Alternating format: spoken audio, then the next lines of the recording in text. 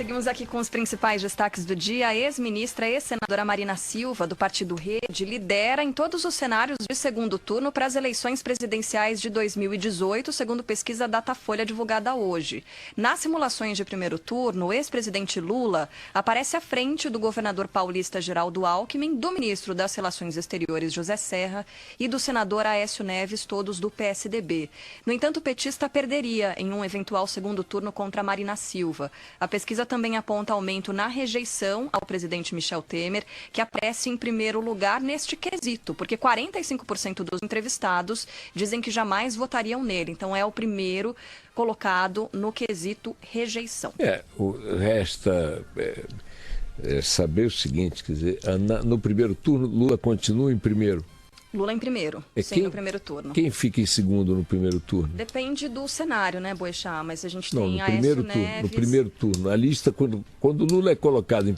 mudam os concorrentes. Os concorrentes. Mudam os concorrentes. O dado é o seguinte, né?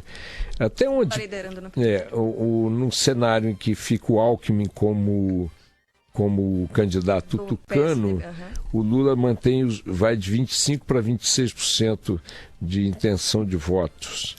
A Marina aparece sempre em segundo turno, mesmo quando é o Aécio ou o Alckmin na disputa. Fazer aqui alguns registros. Primeiro, Orengo, impressionante a resistência do nome, da mística, né, do mito Lula junto ao eleitorado. Até onde se pode considerar relevante esse dado de pesquisa, fora de campanha, fora de eleição e tal? Desculpe, é impressionante que o Lula, debaixo do massacre a que vem sendo submetido já há mais de um ano, que ele continue, um pouco menos de um ano, que ele continue com essa presença expressiva nas pesquisas, né? Quer dar uma passada rápida pelos cenários aqui? Vai. Com Aécio Neves. Lula estaria em primeiro com 25% das intenções de voto, seguido de Marina com 15%, aí vem Aécio com 11%. Bolsonaro aparece na sequência com 9%. Vamos mudar para o outro cenário aqui com Geraldo Alckmin. Aí é Lula, Marina, Geraldo Alckmin e Ciro Gomes, do PDT. A gente tem um outro cenário com José Serra. Lula com 25%, Marina com 16%, José Serra com 9%, empatado com Jair Bolsonaro, com 9% também. O Alckmin também empata com Jair Bolsonaro com 8%, né, na simulação em que ele entra. Então nós temos dois fenômenos aí a considerar. Primeiro, a resistência impressionante do Lula, não é, Orengo? E depois o fato de que o Bolsonaro já figura em todas as pesquisas como quarto colocado. E em algumas delas, empatado tecnicamente com os candidatos tucanos, quer Aécio, quer Alckmin, quer Serra. São dois dados bem significativos. É claro, minha gente, que isso é pesquisa fora de período eleitoral, sem campanha, sem quebra-quebra, sem debate-boca, né? Sem discussão, sem debate e tudo mais. Né? Na hora do... Só fazer um registro aqui, no cenário 4, a Datafolha cita Sérgio Moro, que aparece com 11%, só para citar realmente o potencial de um outsider nesse cenário, né? Porque a gente não sabe o que pode acontecer nos próximos anos e se esses candidatos eles vão ter potencial, vão conseguir pelo menos se candidatar. Por exemplo, Lula é réu em 3 processos, né? Para ficar inelegível, teria que ser condenado em segunda instância, no primeiro julgamento e no TRF. Aí ficaria inelegível. Outros tantos são citados também. Então mostra também o potencial de um candidato que venha de fora do sistema. Os 3 tucanos estão citados em denúncias. É verdade. Né? O Aécio, o Alckmin e o Serra. À medida em que as semanas vão passando, vai caindo por terra aquele argumento bobo de que havia uma conspiração contra o PT de Dilma e de Lula conduzida pela Lava Jato. Não tem cabimento. Está aí os dados, as revelações e tal. Agora resta ao Supremo cumprir, repito, o papel dele, né? E em tempo aceitável. O Procurador-Geral da República suspendeu a delação premiada do presidente da OAS, Léo Pinheiro, em agosto. por conta do vazamento também de partes dessa delação que atingiram, de forma, a meu ver, um pouco mais escandalosa do que concreta, o ministro Dias Toffoli, do Supremo Tribunal Federal. Para quem não lembra, o Léo Pinheiro vinha fazendo sua delação premiada, que é bombástica, é importantíssima. O próprio Marcelo Odebrecht, em conversas particulares, muito antes de ser preso, dizia que o Léo Pinheiro era o empresário que tinha mais elementos nas mãos para denunciar políticos, porque ele negociava diretamente as propinas com os políticos, não eram agentes, não eram diretores, não eram intermediários, era ele. Então, isso é palavras do Marcelo Odebrecht. Então, o Léo Pinheiro estava prestando sua delação, fazendo sua delação, vazou um pedaço dessa delação, dizendo que ele tinha, a OAS, empresa dele, tinha feito obras de reforma num imóvel do ministro Dias Toffoli. O curioso é que essa notícia vazou pela Veja. O Toffoli argumentou que pagou pela obra. O próprio Léo Pinheiro parece dizer que a obra tinha sido paga, o que transformava o que despia de qualquer aspecto criminal, né? Você pode discutir do ponto de vista ético, comportamental, que um ministro do Supremo e um empreiteiro fornecedor de governo acertem obras em sua casa. Mas o fato é que, excluído esse aspecto de natureza comportamental, ético eventualmente, ele fez a obra e operários da OAS fizeram a obra e o Toffoli pagou por ela. Pois bem, mas o simples vazamento, com essa característica, fez com que a PGR suspendesse as negociações, o andamento da delação premiada de Léo Pinheiro, que acho até que continuam suspensas. Então há um risco aí que a gente está discutindo pouco do Procurador-Geral da República adotar o mesmo remédio em relação, vocês imaginem, a delação da Odebrecht. Imaginem o impacto de uma decisão como essa do senhor Rodrigo Janot diante de vazamentos. Foi exatamente o que aconteceu agora. Ele já pediu abertura de investigação para apurar. Pois é, que é o que o Orengo falou, está investigando, vazamento e tal. No caso lá do Toffoli, não sei se porque envolvia um ministro do Supremo, coisa que vale, ele mandou suspender a delação premiada, né?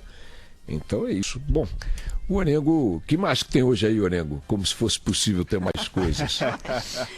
Tem reunião aqui na Câmara, né? Como vai ser a última semana de votação, Boechat? Eles estão por aqui, tá todo mundo por aqui, né? Pode listar uma série de codinomes aqui de parlamentares que vão estar presentes em Brasília. É um corre-corre natural, né? Então, já tem sessão hoje na Câmara e a expectativa é essa, é de anúncio do governo no pacote de medidas econômicas e ainda a gente tem que lembrar aí que o governo pode anunciar hoje ou nos próximos dias o próximo ministro da Secretaria de Governo, né? Então ainda tem essa expectativa. Que é o articulador político. O Embaçaí está descartado por enquanto. Não, né? continua no páreo. Ontem, inclusive, estava reunido com o presidente Michel Temer, né? Então continuou no páreo. Esse nome deve ser do PSDB, né? Então, nos próximos dias, aí a gente vai ter um novo ministro.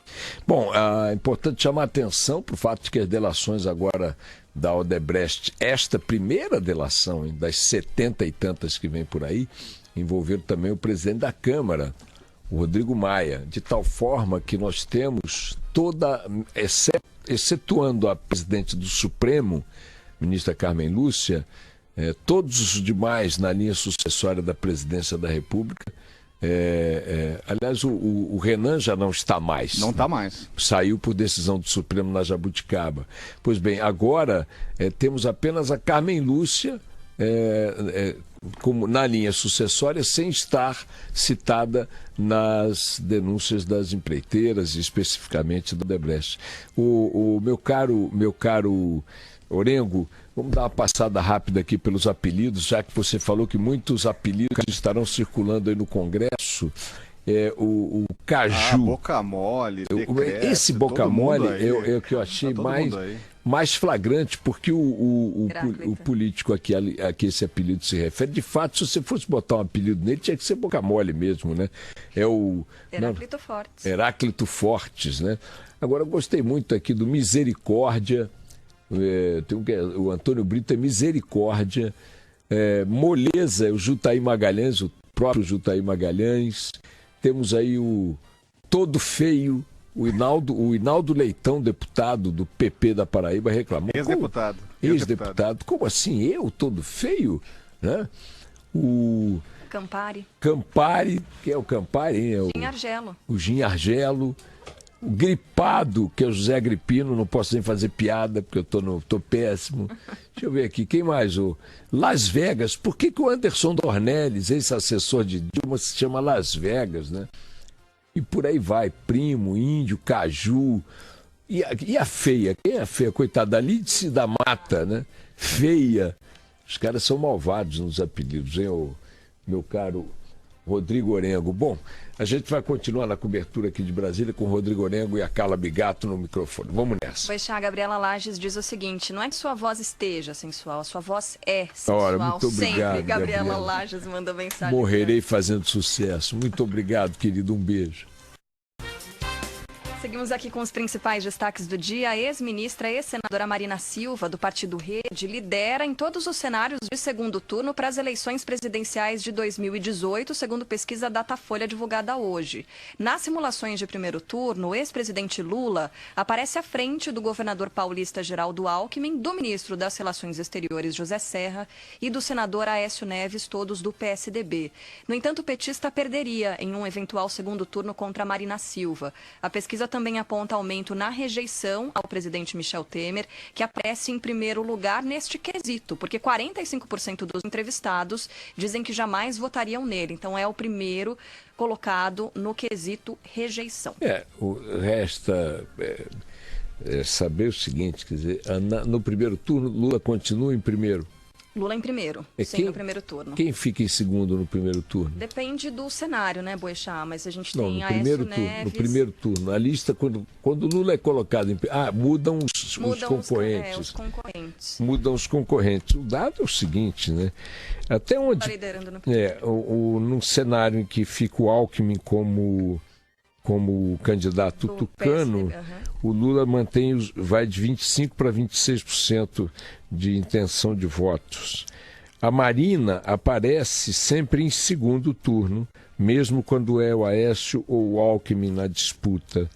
Fazer aqui alguns registros. Primeiro, Orengo, impressionante a resistência do nome, da mística, né, do mito Lula junto ao eleitorado.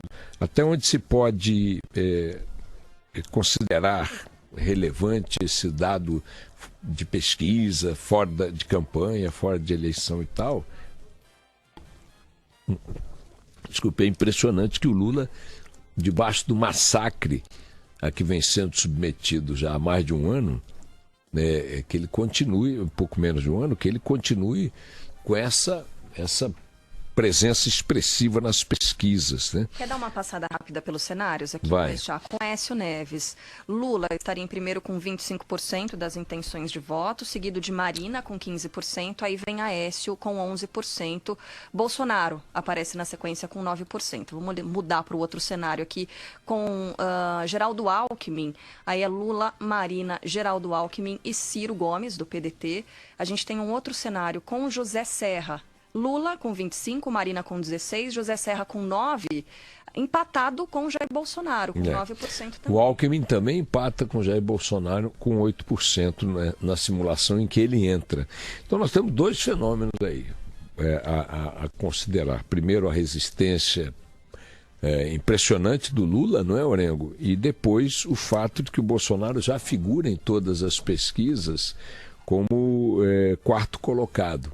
E em algumas delas, empatado tecnicamente com os candidatos tucanos, quer Aécio, quer Alckmin, quer Serra. São dois dados bem significativos. É claro, minha gente, que isso é pesquisa fora de período eleitoral, sem campanha, sem quebra-quebra, sem debate-boca, né?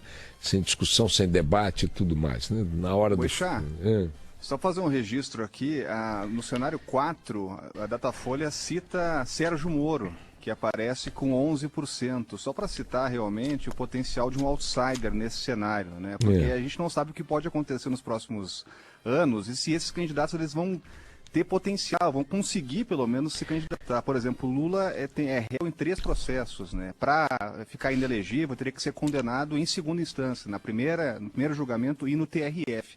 Aí ficaria inelegível. Outros tantos são citados também. Então mostra também o potencial de um candidato que venha de fora do sistema. Os 3 tucanos estão citados em denúncias. É verdade. Né? O Aécio, o Alckmin e o Serra. À medida em que as semanas vão passando, vai caindo por terra aquele argumento bobo de que havia uma conspiração contra o PT de Dilma e de Lula conduzida pela Lava Jato. Não tem cabimento. Está aí os dados, as revelações e tal. Agora resta ao Supremo cumprir, repito, o papel dele, né? E em tempo aceitável.